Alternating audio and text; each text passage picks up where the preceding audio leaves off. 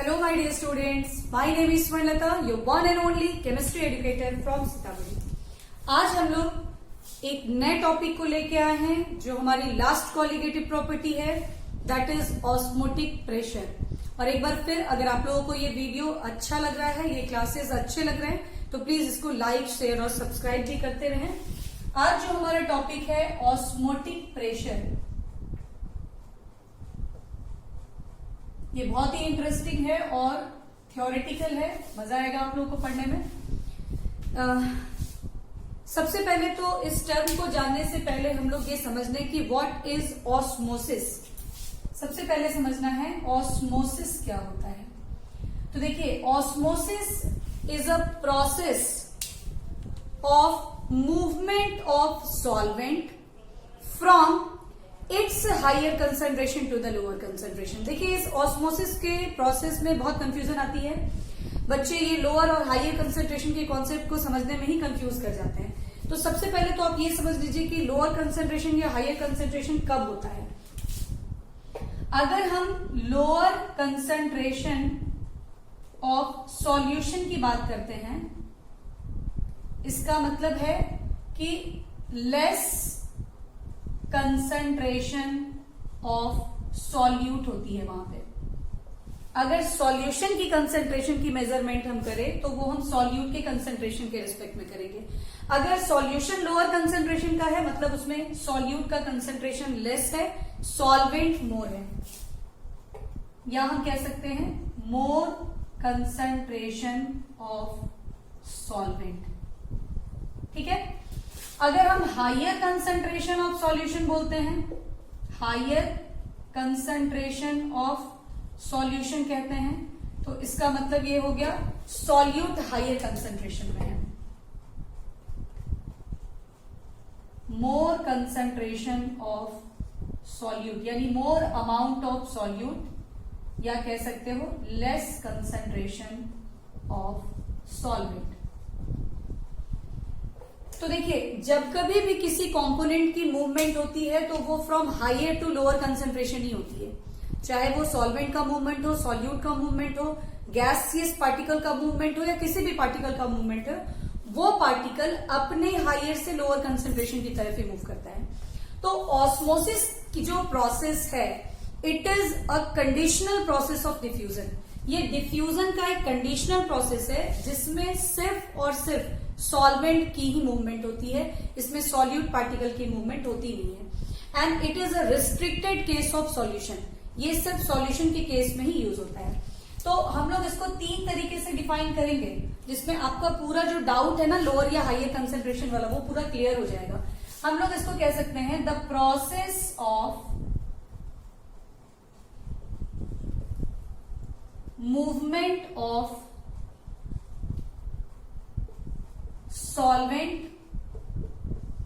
from its higher concentration. Its higher concentration means what? Solvent की higher concentration जहां हो, ज्यादा हो। तो देखिए, solvent जहां higher concentration में है यानी more concentration में है, means वो solution जो होगी ना वो lower concentration की होगी। जहां solvent ज्यादा होगा वहां solute कम होगा, और solute जहां कम होगा यानी वो concentration solution का lower होता है। ठीक है, इसलिए यहां ये लिखना पड़ेगा कि इट्स हायर कंसंट्रेशन मीन्स किसकी हायर कंसंट्रेशन? सॉल्वेंट की। From its higher concentration to its lower concentration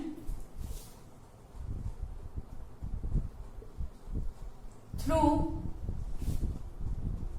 a semi permeable membrane. अब हम लोग सेमी परमिएबल मेम्ब्रेन को भी समझते हैं कि ये होता क्या है। सेमी परमिएबल मेम्ब्रेन, इसको हम लोग शॉर्ट में SPM लिखते हैं।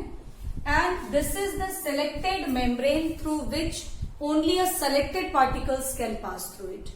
Semi permeable membrane is a membrane through which only a selected particle can pass. और यहां पे क्या पास करेगा? यहां ओनली सॉल्वेंट पार्टिकल पास करेगा, सॉल्यूट का जो मूवमेंट है वो उस मेम्ब्रेन के थ्रू नहीं हो पाएगा। That's why it is called semi permeable membrane. ठीक है, यानी ऐसा मेम्ब्रेन जिससे सिर्फ सॉल्वेंट पार्टिकल ही पास कर पाता है, that is called semi permeable membrane. ये आपको सेलोफेन मेम्ब्रेन हो सकता है, पार्चमेंट मेम्ब्रेन हो सकता है, अगर आप एग को लेते हैं तो एग का जो स्किन वाला पार्ट है, आउटर पार्ट जो होता है व्हाइट वाला पार्ट, वो आपको सेमी परमेबल मेम्ब्रेन हो सकता है। तो this are semi permeable membranes, ठीक है। इसको आप दूसरी तरह से जब डिफाइन करोगे तो आप यहां बोलोगे the process of movement of solvent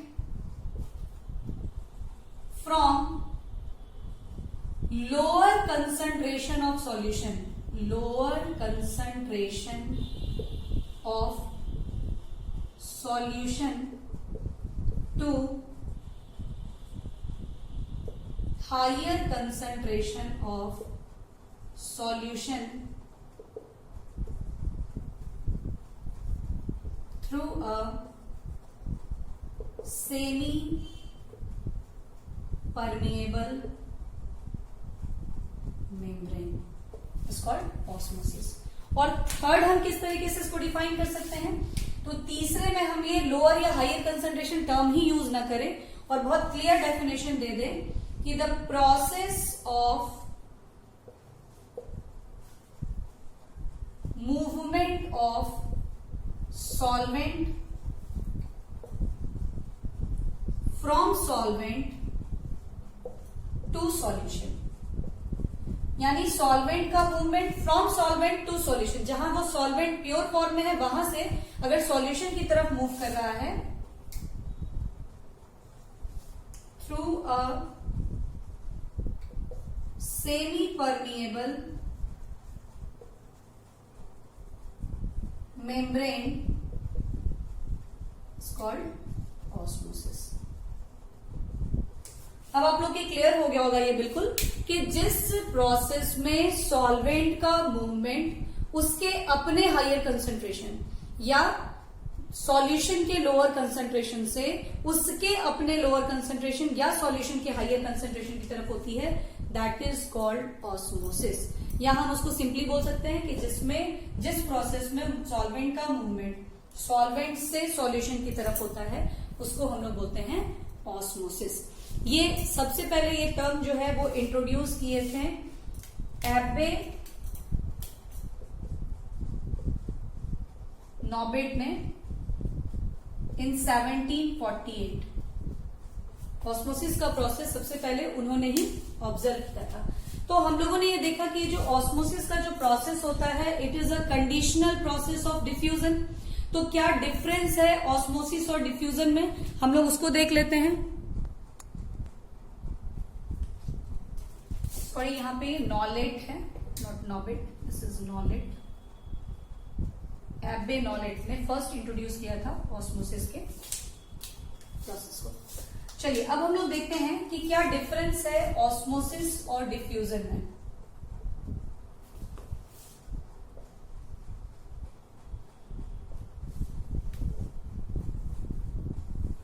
तो देखिए, in osmosis only movement of solvent takes place. In osmosis only movement of solvent takes place, but diffusion में क्या होता है, in diffusion both solute और solvent can move। ऑस्मोसिस के process के लिए सेमी परमेबल मेम्ब्रेन रिक्वायर्ड है। In osmosis semi permeable membrane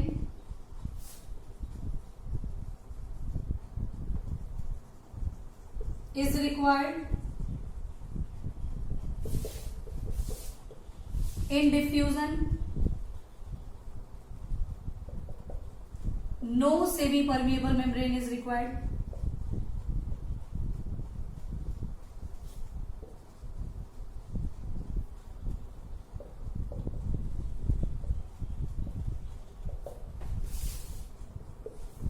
Osmosis is a case of liquids only. Osmosis is a case of liquids only, but diffusion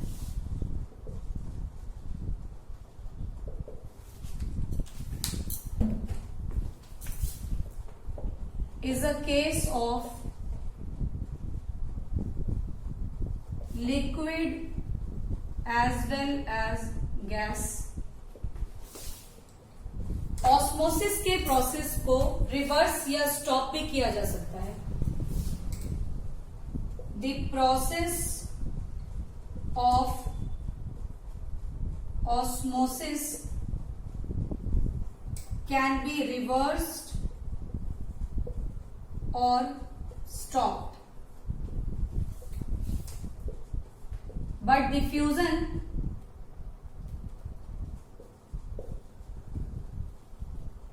process of diffusion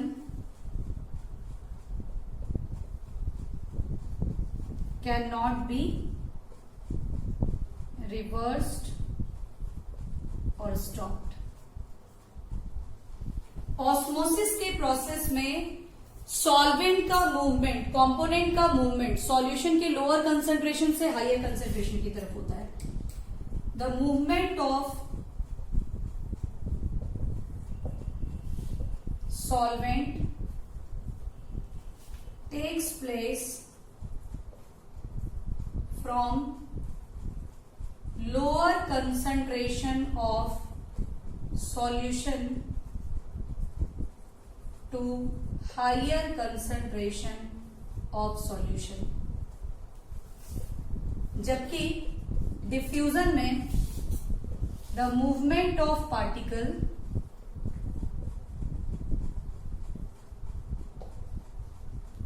takes place from higher concentration of solution to lower concentration of solution. देखिए किसी भी component का movement अगर होता है ना तो वो उसके हायर कंसेंट्रेशन से लोअर की तरफ ही होता है. यहां भी सॉल्वेंट का मूवमेंट उसके अपने हायर कंसेंट्रेशन से लोअर की तरफ ही हो रहा है, लेकिन जहां सॉल्वेंट हायर कंसेंट्रेशन में है वहां सॉल्यूशन लोअर कंसेंट्रेशन में कंसीडर होता है. इसलिए ये यहां अपोजिट चीज होती है कि यहां पे movement from lower concentration of solution to the higher concentration होता है सॉल्वेंट का, बट यहां पे from higher to lower concentration ही मूवमेंट होती है. तो इस तरह से this are some differences of osmosis and diffusion.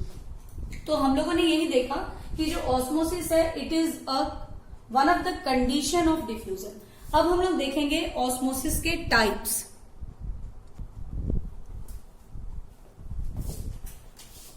Osmosis दो तरह के होते हैं. एक हम बोल सकते हैं एक्सो ऑस्मोसिस और दूसरा हम बोल सकते हैं इंडो ऑस्मोसिस. क्या होते हैं ये एक्सो ऑस्मोसिस या इंडो ऑस्मोसिस? देखिए अगर हमारे पास एक कोई भी कंटेनर हो और इसपे प्योर वाटर है यानी कोई प्योर सॉल्वेंट डाला हुआ है, यहां एक सेमी परमेएबल मेम्ब्रेन हो जाए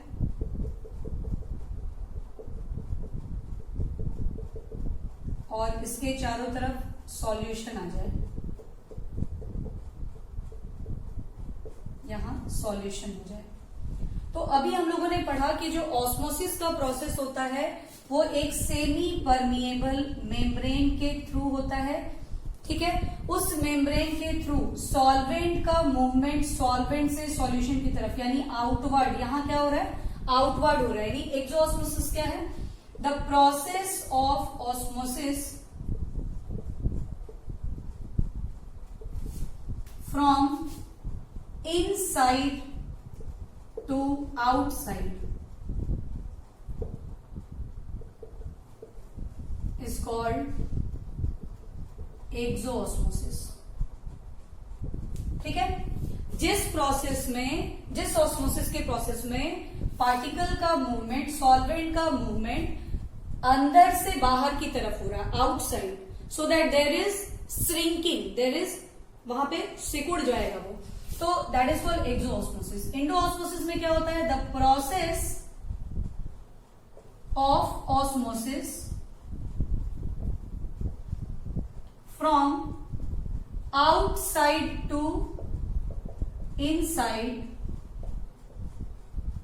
causes swelling and even burst भी कर सकता है वो।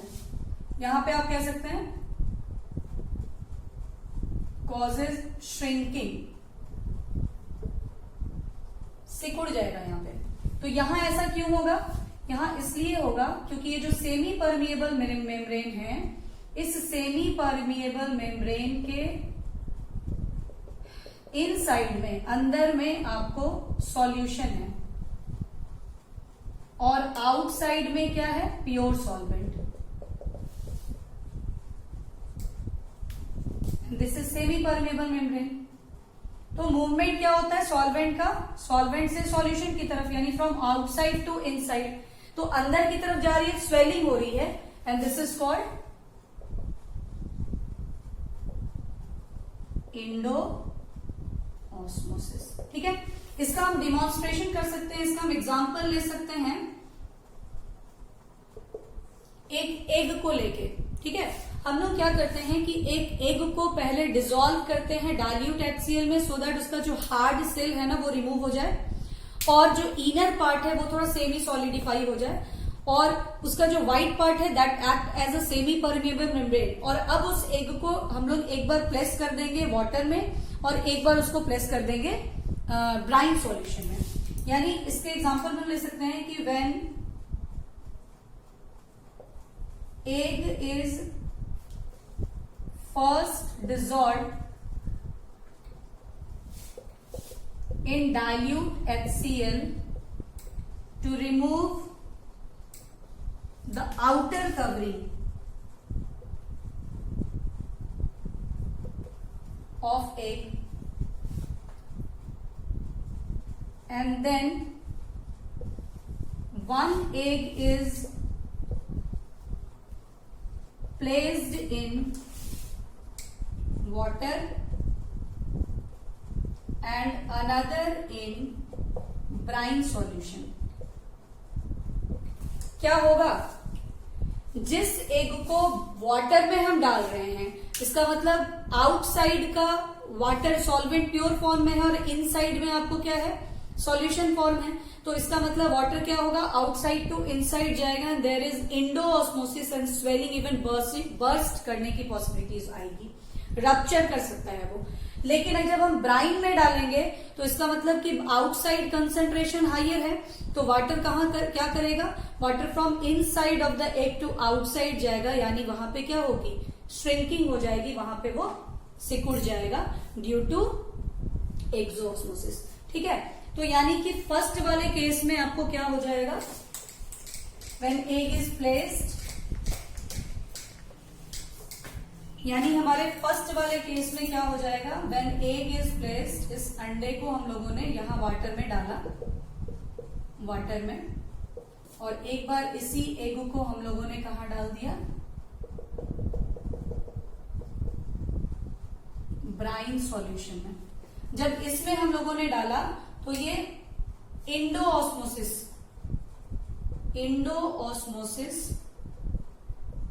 Takes place,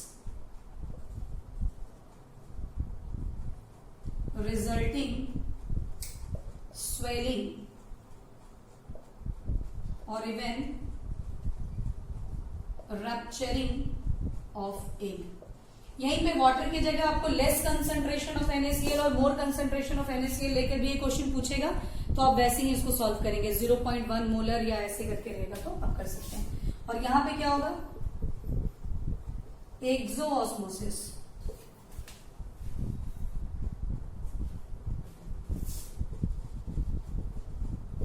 takes place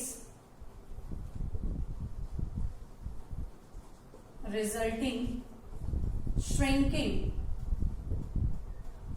a shrinkage of egg सिकुड़ जाएगा। ठीक है, तो इस तरह से ये आपका एग्जाम्पल या डिमॉन्स्ट्रेशन हो सकता है। इसमें रीजनिंग बेस्ड क्वेश्चन आपको पूछ देगा कि what happen when egg is first dissolving in dilute HCl and then is placed, one of the egg is placed in water and another is placed in brine solution। तो हम लिखेंगे जो egg water में डाला जाएगा वहां पर swelling हो जाएगी ड्यू टू इंडो ऑस्मोसिस, और जब ब्राइन में डालेंगे तो वहां एक्सो ऑस्मोसिस होगा, यानी कि वाटर जो है एक के अंदर वाला वो बाहर चला आएगा और वहां पे सिकुड़ जाएगा, एक वो जो है वहां पे श्रिंकेज हो जाएगा। तो इस तरह से ये इसका एग्जांपल है। अब हम लोग एक नए टर्म को पढ़ेंगे, that is osmotic pressure. Osmotic pressure क्या होता है? What is osmotic pressure?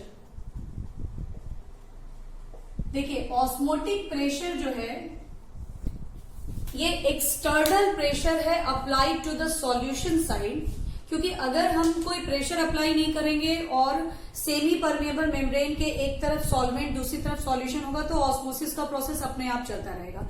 Solvent से सॉल्यूशन की तरफ मूव करता ही रहेगा।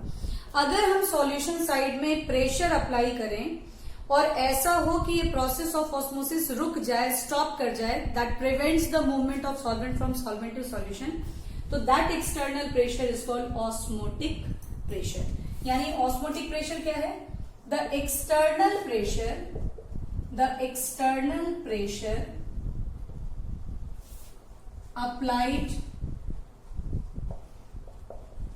To the solution side to prevent the movement of solvent from solvent to solution.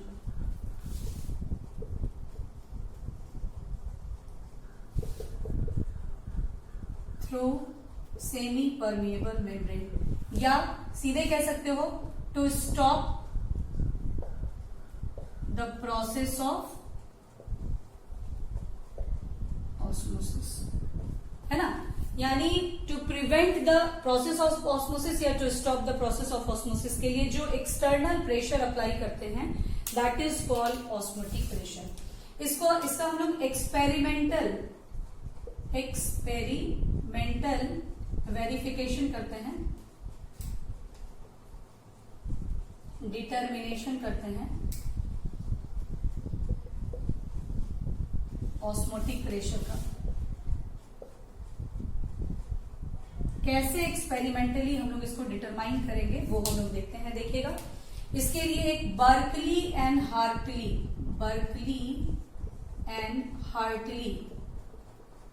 Method है। इस मेथड के थ्रू हम लोग जो है ऑस्मोटिक प्रेशर मेजरमेंट करते हैं।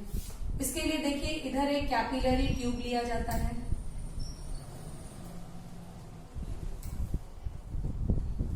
ये एक कंटेनर है,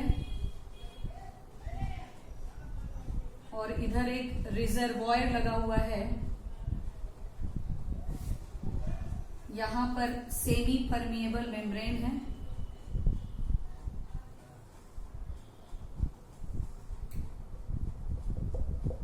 this is semi permeable membrane. यहां आपको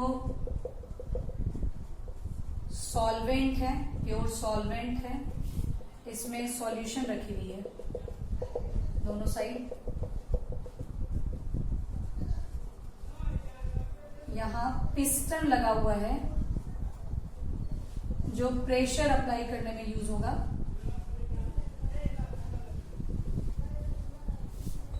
this is capillary tube, this is reservoir. ठीक है, अब क्या है कि जब कोई प्रेशर अप्लाई नहीं हो रहा है तो क्या होता है, सॉल्वेंट का मूवमेंट, सॉल्वेंट यहां पर है, सॉल्वेंट का मूवमेंट सॉल्यूशन में होता रहेगा, ऐसे होता रहेगा, और यहां पे जो लेवल है वो आपको कम होता रहेगा। ठीक है, यहां जो लेवल है, व्हाट सॉल्वेंट का जो लेवल है, ये लेवल क्या होगा, डाउन होता चला जाएगा, नीचे आता रहेगा। ठीक है, जब हम यहां से प्रेशर अप्लाई करेंगे और प्रेशर अप्लाई करने के बाद इसका जो लेवल डाउन हो रहा था ये स्टॉप हो जाएगा कहीं आके, मान लीजिए यहां आके स्टॉप हो गया। इसका मतलब क्या हो गया कि अब सॉल्वेंट का मूवमेंट सॉल्वेंट से सॉल्यूशन की तरफ नहीं हो रहा है। जब ऐसा नहीं होगा तो इसका मतलब है कि ऑस्मोसिस का प्रोसेस स्टॉप हो गया, and that pressure is known as osmotic pressure, and that is represented by pi. वो किससे रिप्रेजेंट होगा, पाई से। This is osmotic pressure, osmotic pressure. समझ में आया कैसे कैसे इसको हम लोग डिटरमाइन कर रहे हैं। ये यहाँ सॉल्वेंट है, इधर सॉल्यूशन है, सॉल्यूशन साइड से प्रेशर लग रहा है। जब तक प्रेशर नहीं लग रहा है ये सॉल्वेंट से सॉल्यूशन की तरफ आ रहा है, तो जब ये इधर आ रहा है तो इसकी लेवल डाउन होगी, घटती जाएगी। जब प्रेशर अप्लाई किया गया और इसका लेवल घटना बंद हो गया, इसका मतलब है कि अब सॉल्वेंट का मूवमेंट सॉल्वेंट से सॉल्यूशन की तरफ नहीं हो रहा है, ये रुक गया। ये रुक गया इसका मतलब ऑस्मोसिस का प्रोसेस रुक गया। जब वो रुक गया तो जो उस वक्त जो मेजरमेंट आएगी प्रेशर की, that pressure is called osmotic pressure. And इस एक्सपेरिमेंट को रिपीटेडली करने के बाद ये ऑब्जर्व किया गया कि ये जो ऑस्मोटिक प्रेशर है is directly proportional to the concentration of the solution.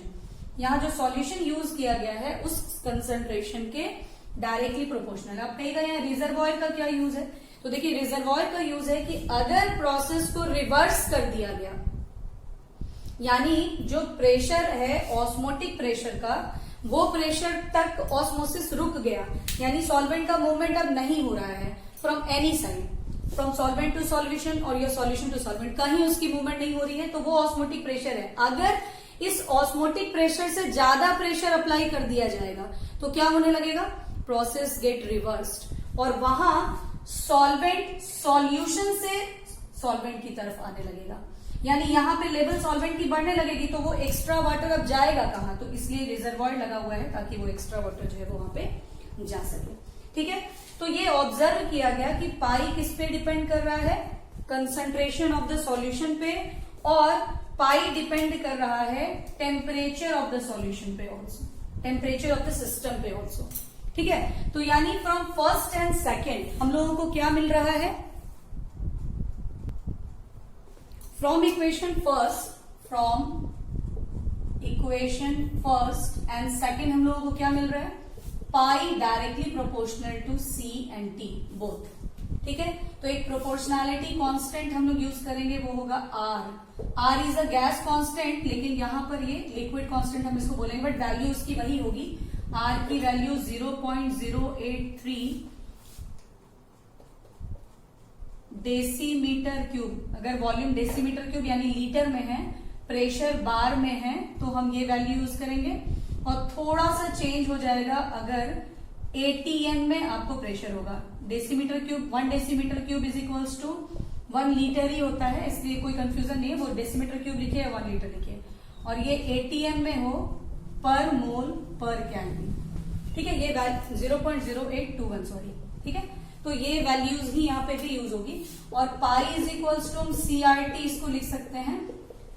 What is C? C is the molar concentration, यानी NB by V, तो NB अपॉन VRT। तो देखिए ये दोनों कांस्टेंट है for fixed volume, pi directly proportional to NB है, therefore it is a colligative property. आप लोग पढ़ चुके हैं कई बार कॉलिगेटिव प्रॉपर्टी क्यों होता है कोई भी सॉल्यूशन, क्योंकि वो नंबर ऑफ सॉलिड पार्टिकल्स पे यानी number of moles of solid particle पे डिपेंड करता है। आगे जब हम लोग इसको बढ़ाते हैं, then we get pi is equals to WB by MB VRT।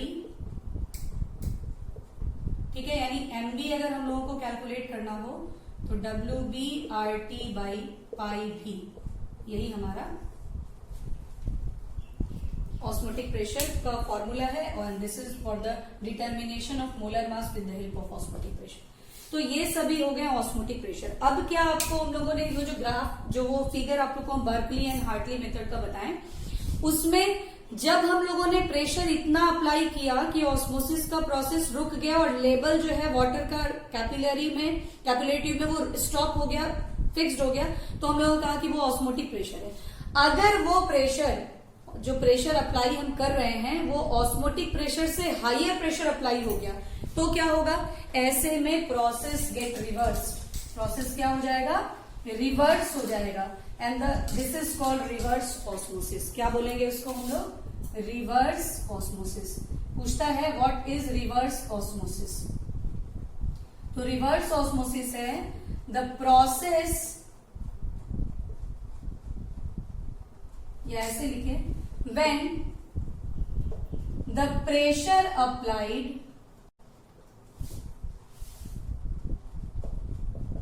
to the solution side is more than osmotic pressure, the process of osmosis get reversed and the movement of solvent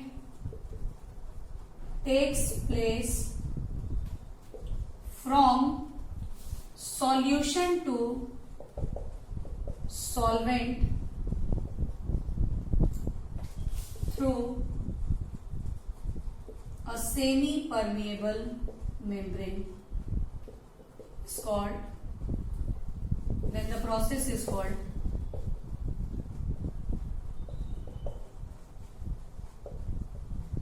reverse osmosis.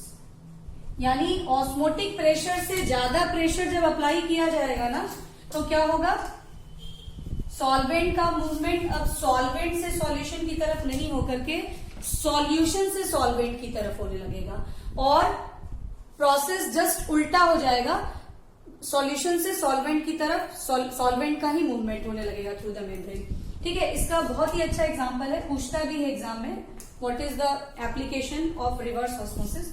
तो ये इसका example है desalination of C water.